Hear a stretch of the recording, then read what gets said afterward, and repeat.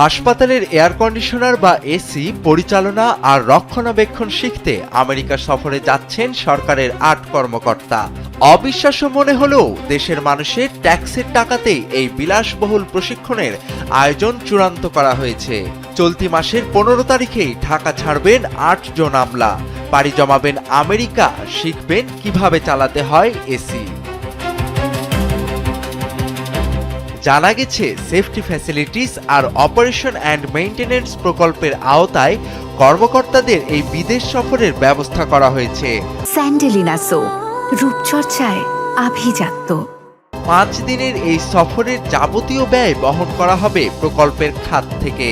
তবে আশ্চর্যের বিষয় হলো, এই প্রকল্পের ব্যয় ইতিমধ্যেই ২ দফায় বাড়িয়ে ৩,৪৪৩ কোটি টাকা করা হয়েছে। অথচ প্রকল্পের মূল কাজের সিংহভাগই এখনো বাকি। অনুসন্ধানে দেখা গেছে, এসি চালাতে শেখার প্রশিক্ষণে যে সকল আমলা যাচ্ছেন তাদের অনেকেরই হাসপাতাল নির্মাণ বা এসি পরিচালনার সাথে সরাসরি কোনো কারিগরি সম্পর্ক নেই। এদের মধ্যে রয়েছেন গণপূর্ত অধিদপ্তরের অতিরিক্ত প্রধান প্রকৌশলী আশরাফুল হক, যার চাকরির মেয়াদি আছে আর মাত্র ৪ মাস।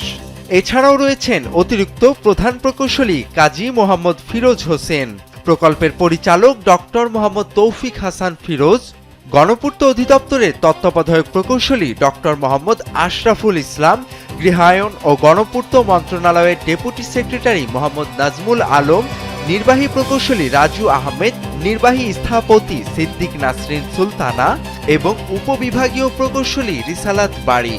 অবশেষে বারবার তারিখ পরিবর্তনের পর চলতি মাসের ১৫ তারিখেই তারা উড়াল দিতে যাচ্ছেন।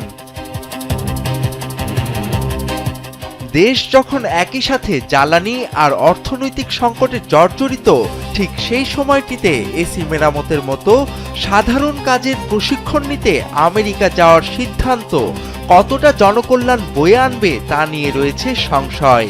এদিকে সংশ্লিষ্টরা বলছেন, এসি পরিচালনার প্রশিক্ষণ দেশেই সম্ভব, তাহলে কেন জনগণের কোটি কোটি টাকা খরচ করে কর্মকর্তাদের পাঠানো হচ্ছে আমেরিকা? তোফায়েল আহমেদ, কালবেলা।